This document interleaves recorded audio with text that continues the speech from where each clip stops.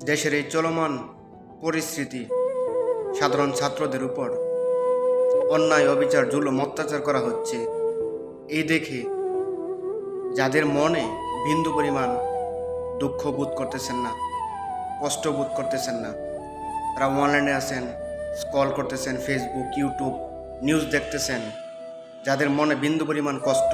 এবং হৃদয় বিতরক হচ্ছেন না, মনক্ষুণ্ণ হচ্ছেন না, দুই এক লাইন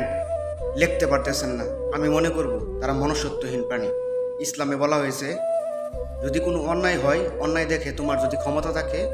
সেটা তুমি হাত দিয়ে প্রতিহত করো, যদি সেই ক্ষমতা তোমার না থাকে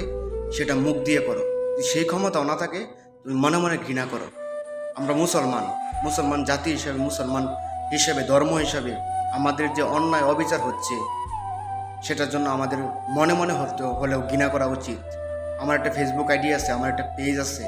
দু এক লাইন লেখার এবং কি বলার মতো ক্ষমতা তো এইটুকু তো আছে, এইটুকু অন্তত বলেন। আমরা তো দেখি বিভিন্ন দেশের যখন খেলাধুলা হয়, স্পোর্ট হয়, যখন আর্জেন্টিনা ব্রাজিল যখন জিতে যায় তখন তো অভিনন্দন দেওয়ার জন্য আমরা রেডি হয়ে যাই, সারা বছর ফেসবুক না চালালেও তখন আমরা অভিনন্দন জানাই। আর দেশের এই চলমান পরিস্থিতিতে আমরা যারা এখনও নীরব আছি, আমরা যারা মনে মনে একটু হৃদয়টা মনে মনে কষ্ট পায় না,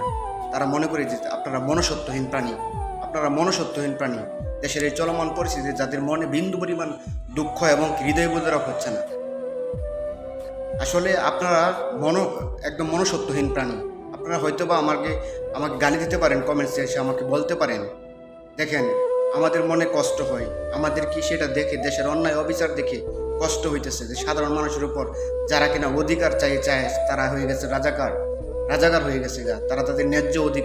অধিকার পাওয়ার জন্য তারা নেমেছে, আর তাদেরকে রাজাকার বলা হয়ে তাদেরকে গণধোলাই দেওয়া হচ্ছে।